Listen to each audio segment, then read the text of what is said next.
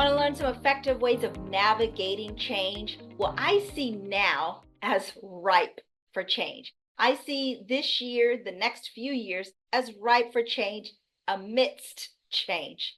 Both a change management professional and a visionary, I see what we have on the horizon when it comes to change. But in order to lead organizations through change, when I work with my clients, I really try to help them establish three key principles within their organization to really effectively lead change. The first is psychological safety. You have to build a culture of psychological safety where your team members and leaders are free to speak up, to speak against what the organization is proclaiming. Not being able to express those concerns respectfully becomes one of the biggest challenges within organizations. Patrick Lencioni, in his Five Dysfunctions of a Team, defined running from conflict as one of the biggest unhealthy factors of teams. We'll look at that across an organization. Having the psychological safety to disagree is incredibly important. And the psychological safety to be the person that might add to this great change initiative. The second is to have a growth mindset. Now, when we consider change, change is about movement, and movement really needs momentum.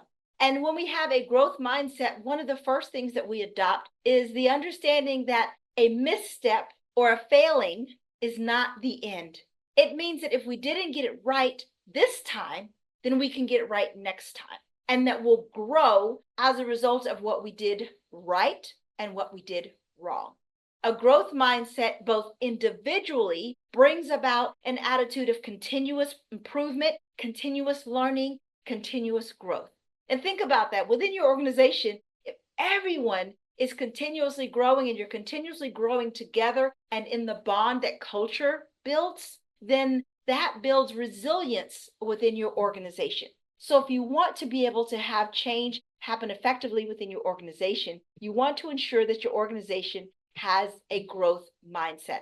Thirdly, you want your organization to embrace inclusion and access. Now, when we talk about inclusion and access, it is about understanding and appreciating the differences that we have within our organization, the differences in identities and backgrounds and perspectives and input, and creating a welcoming environment for those differences, and access to the opportunities within our organization that help us to ensure that equity is taking place. When we're looking at having inclusion and access, we're ensuring that we've got mentoring happening across various levels of the organization, that we are constantly monitoring and correcting the direction of our rainbow within our organization, and ensuring that every voice is heard, especially when we're defining the change that matters and when we're clarifying how we are going to implement said change. So considering those three factors of having psychological safety, a growth mindset, and ensuring there's inclusion and access within your organization are three key strategies to help you get the most out of this change readiness that we're experiencing and to help ensure that your organization can thrive in the midst of all of this change.